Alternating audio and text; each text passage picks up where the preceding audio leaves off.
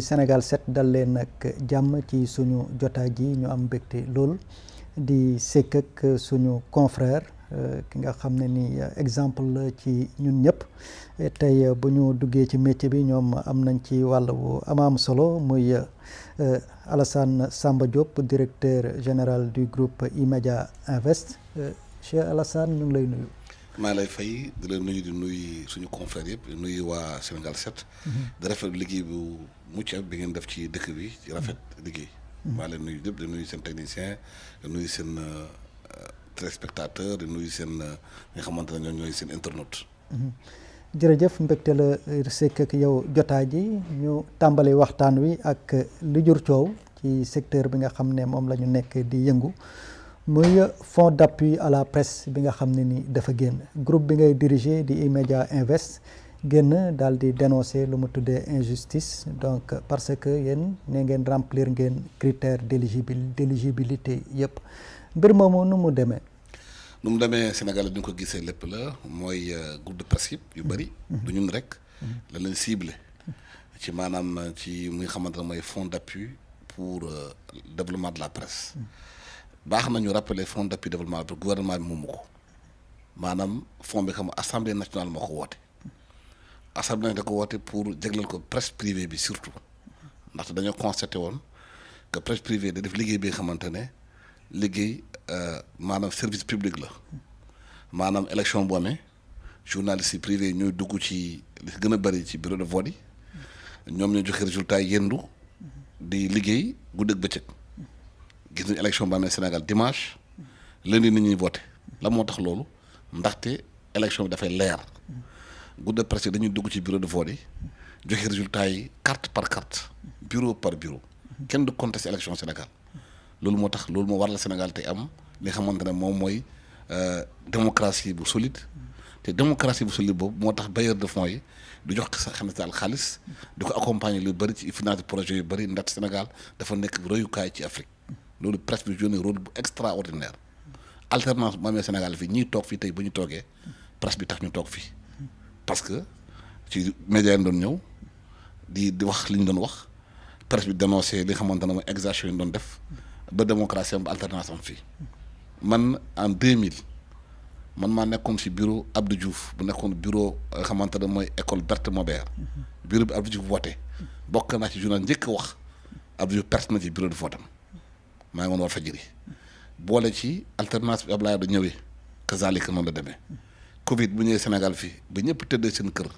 di daw feebar bi journaliste ñoo nekkoon ci terrain bi di joxe information bi di invité experts yi di ci wax di wax maladie bi naka la demee nañu di ko moytu bañ am catastrophe ay yeneen ak yeneen maanaam presse ci réew démocratique dafa am solo ndaxte liggéey bu muy def te gouvernement bi génne information. ki nekk Fongolembi bi amul internet amul télévision amul courant rajo la yore def ci piil ci rajo yi lay déglu information ba xam ne lan lañu décidé ci réew mi ndaxte boo toggee benn jour information amul ci réew mi day nërmeelu loolu yaakaar naa ne xëy na régime yu bëri yuy sekk presse bi di jouer di yore la xamante ne moom information communication dañoo xëy na bëgg a fàtte loolu daa am solo loolu ci presse sénégalaise daa am solo lu démocratie li presse bi indi démocratie ci réew mi ñun bu ñu doon jàng bu ñu doon liggéey ci presse bi amaa la ñu toog te ci réew mi ñu ngi doon école di jàng waaye ku nekk ak choix am ñoom dañu choix ji def politique Sénégal nag politique moo lay jox ndombal tànk moo lay yóbbu ci gouvernement moo lay wax nekk président waaye du caa nag ñi nekk ci presse bi ñi toog ci nguur yoo leen gën a jàng maa gën leen am fulla ak fayda amut compétence gënuñu ko am ñun journalistes yi dañoo bëgg def politique rek ku nekk def ba choix bi nga def mais ci choix boobu nga war a respecter ku nekk akam ak yelleefam li xew di fonds d'appui à la presse bi c'est un scandale bi mooy déjà maison de la presse bokkul ci li nga xamante ne moom mooy maison de presse ban journaliste moo fa liggéey ban production la ñuy def jox leen ko bu ñu doon xañ RTS xañ ko yeneen fànn yi yeneen këru liggéeykaay parce que état du Sénégal dafa leen di jox subvention ñu koy am yow da ngay fay lu ñuy wax taxe ordure ménagère tom ci xaalis boobu dañuy jox maison de presse yi maison état yi loolu nag mënuñu na méngale média état yi ak média privé yi dañ doon jox xaalis média privé pour média privé mun ci fay seeni problème de production mu jël exemple bu ndaw ñoom nee nañu maison de presse yu bëri amuñu quitus fiscal mais xaalis boobu dañ ko doon fay kër presse yi nga ay fay ci impôts yi ou bien à la limite ñu defal ko impôts yi muñ entreprise yu dugg au delà de ça ñiy liggéey ci presse bi c'est des Sénégalais am seen njaboot am seen i doom am seen i yitte am seen i liggéey ñu war a préserver entreprise yi pour ñu fay liggéey parce que ay Sénégalais lañu ils sont pas moins Sénégalais que ñu liggéey feneen état bi mu war a créer environnement pour ñu mun a créer entreprise bu nit décider jël alalam ou bien gis ay nit boole leen créer entreprise c'est pour créer une plus-value état entreprise bu doxee moo tax état am taxe état am impôt pour mën a fay leneen li loolu lépp mu ngi ci biir mais xooluñ loolu nit ñaa ngi gérer des problèmes personnels des règlements de compte nañu rey média bi ñu ciblé kii parce que Alassane lu wax neexuma diw la neexum Alassane am benn Ibou Fall bu nekk seen groupe de presse bi dafay def analyse neexul diw non ça se passera pas comme ça presse xalu ndeef la kenn mënu ko fay mun naa gëm kenn mënu ko fay tey bu ñu tëjee groupe de média man mun naa créer sa média bopp mun naa créer chaîne YouTube mun naa créer sama page bi toog fii sama kër di bind liggéey xam nga moo tax liggéey mais dañu créer entreprise pour que d'autres Sénégalais comme ñun ay journalistes def métier bi ñëw am liggéey ñun am nañ expérience mun nañu dem feneen dem liggéey feneen fi ñu dem mun nañ fa liggéey mais dañoo créer entreprise pour que Sénégalais yi jeunes Sénégalais suñu confrères yi ñëw liggéey ci dem nañu créer le problème ba nga xamante ne ba groupe de presse yëpp fu nekk ni xale yu bëri yi fa nekkoon dem nañu bàyyee ndaxte mënatuñu fay salaire yi première chose bu ñu def ba ñëwee ki illégal génne circulaire naan nañu arrêté tout ce qui est contrat mais contrat il est juridique boo koy dénoncer da ngay avertir nit ki d'abord nga dem ci justice xam dans quelles conditions on enlève des contrats amay facture issue xam nañ ko liggéey ba pare ñu bañ ñu ko fay toog ci di wax justice boobu ànd justice boobu ci réew mi alors que ñi toog tey dina yuuxu injustice ñu ñëw teg nit ñi injustice ci réew mi c'est totalement illégal lu ñu def du yoon du dara waaye aduna kenn yoru ko yàlla moo yor lépp kenn yorul ku du yàlla kenn amul leneen ku du yàlla te lu dul yàlla kenn kilibaa la ñii toog fii tey ci réew mi bu fekkoon dañuy xalaat yàlla jógee palais da ngay prison dem palais nga xam la mooy yàlla waaye boo xamul yàlla rek te yëf la. ba ma la déggee yéen remplir ngeen critères yëpp critère d'éligibilité bi d'habitude quitus fiscal la ñuy wax déposé ngeen ko. lépp lañ déposé quitus fiscal sax c'est pas un moyen déterminant dans la presse. ci affaire boobu dañ ko profité rek indi quitus fiscal fii bu ñu xoolee maison de presse yëpp si gën a bëri 95 am nañ problème quitus fiscal. deuxièmement nun dañoo signé contrat. ak benn société de recouvrement. xam ne moo ñu defal non recouvrement. quitus fiscal société bi dañuy liggéeyee. dañ leen présenter contrat bi ñu am ak société boobu présenter quitus fiscal boobu. ñu bañ ko jël nee non il faut immédiatement pour un quitus fiscal. dafa mel ni kazalika. intérim yow boo amee par exemple. tout ce qui est salaire chez nous dañ ko externaliser benn société moo ko yore mooy fay salaire yi mooy def lépp lay jaare dafa mel ni par exemple yow nga ñëw intérim nga signé contrat benn intérim moom mooy fay employé ñu ne intérim amul kii amul loi ci Sénégal fi ñu ko teg non volonté neutraliser nit ñi te leen liggéey yàq suñu liggéey moo ci nekk leneen nekku ci. léegi ban taxawaay ngeen fas yéene am ginnaaw mbir mi. mais taxawaay mooy saisir justice yóbbu affaire yi ci justice parce que d'abord plateforme bu ñu liggéey sa ñoom. set wax na ko cour suprême daf ko annulé woon. ñu sukkandiwaat ci plateforme boobu cour suprême annulé woon liggéey ci bu ko joxe xaalis joxe maison de presse ji ay 170 millions. jamais vu au Sénégal. ji rajo communautaire yi jox leen nga xamante ne la loo xam ne mosuñu ko woon am parce que loolu xam lu ko wund. dañuy préparer campagne. locale yi. mais oui pour passer par les maisons par les radios communautaires pour faire la campagne lu ñuy def xam nañ ko ñun on est 35 ans de métier. lu ñu teg rek xam nañ fu ñu jëm fu ñu ko bëgg a defee on va saisir la justice saisir cour suprême mu juge comme CNRF bu ñu ko defee créer benn conseil national de la régulation des médias bëgg ci dugal ay lois xamante ne des lois liberticides qui sont contre la constitution pour fermer les maisons de presse créer des problèmes à des gens toog ci liberté d'expression de presse mais liberté d'expression moo mag ñi ñu bëri ju duwuloon fii c'est des siècles avant les pères blancs créent la presse au Sénégal démocratie sénégalaise c'est depuis la charte de Kouroum Faga depuis la révolution Torodo de 1776 avec Thierno Souleymane Baal ko kenn mënu ko dindi ci réew mi fii réew mi bu ñu suulee nit ñi sax 10e sous-sol dañuy wax parce que kenn moomu ko c'est un pays de liberté et de démocratie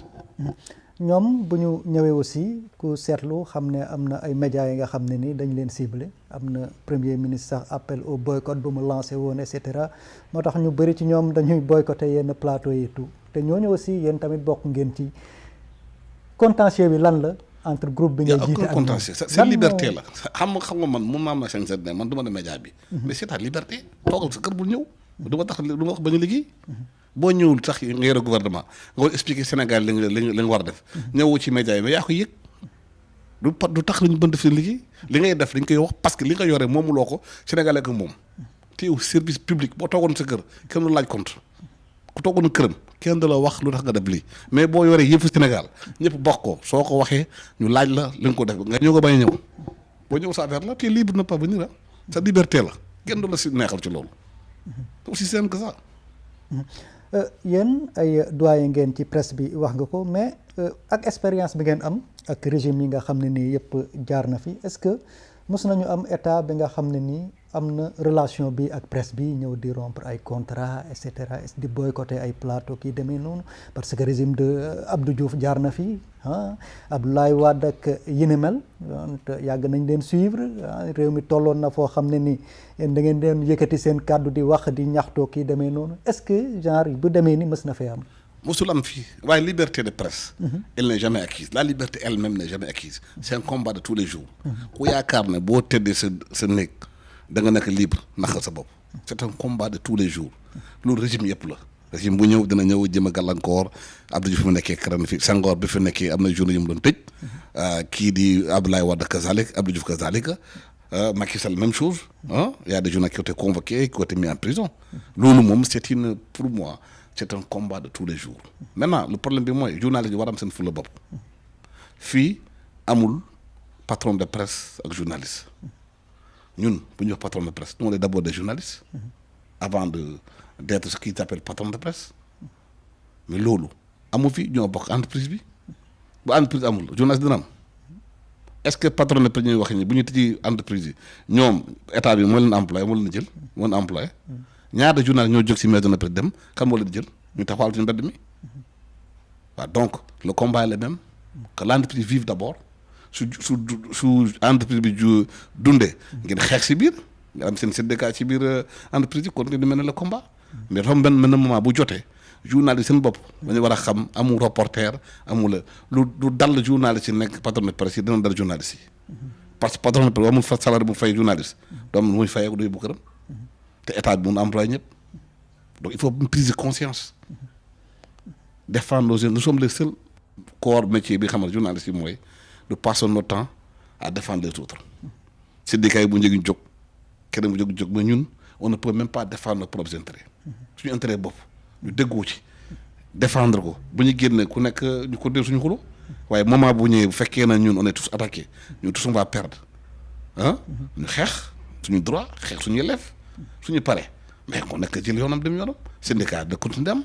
waaye dañu xam lu ñu bokk mooy entreprise bi te aussi peut-être ñoom am na li nga xam ne nii aussi réussir nañ ko te aussi lu jafe la woon ci yeneen régime yu passé parce que corporation la bi nga xam ne ni ñëpp xamoon nañ leen ci solidarité kii demee noonu mais gis nañ de plus en plus am na ay médias yi nga xam ne ni dañuy génn assumer seen posture ne dañoo jege gouvernement bi di attaquer yeneen médias cette division là aussi da leen di yombalal liggéey bi. man damay def le tri entre les journalistes. Il y a des gens qui moi ce sont des journalistes pour moi ce sont mes confrères. am na nga dañuy wax ci rajo di bind ci télé di fañ di télé di wax man su mes confrères. bokku moom liggéey parce que bokkuñu fuñ jaar bokkuñu fuñ gën a ndoo parce que aussi y a un problème par rapport à ça ñu bëri nga gis naan dañuy jege nguur gi def yooyu xool càmbar ju baax seen jaar fan la mooy seen expérience fa lañ jaar fa la ñu génnee c'est important parce que créer sa chaîne YouTube toog na journaliste nga tout le monde peut le faire créer sa page Facebook nekk journaliste moom créer sa influenceur nga mën nañ ko def c'est pas la même chose. C'est pas la même chose que des gens qui ont passé sous le blanchi sous le harnais jaar ceci am seen diplôme def 3 ans liggéey foofu def 4 ans 5 ans de métier dem expérience dem ay reportage xam lan mooy genre rédactionnel xam lan mooy différence reportage portrait éditorial